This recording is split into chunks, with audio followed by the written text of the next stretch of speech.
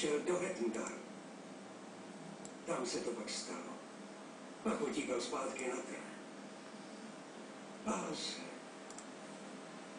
Vrazil mi tu zbraň. Chtěl, abych ji schoval. Příští ráno jsem odjel sem.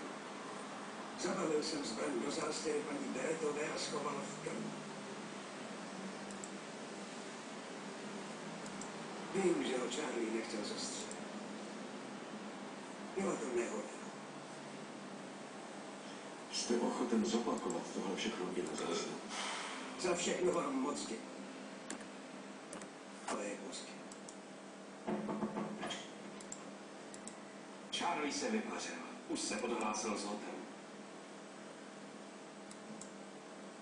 Nechte na Charlieho vystavit zatykač. Já Jacka osobně odvezu se zpátky do vězení. Nakonec tam skončí oba dva kvůli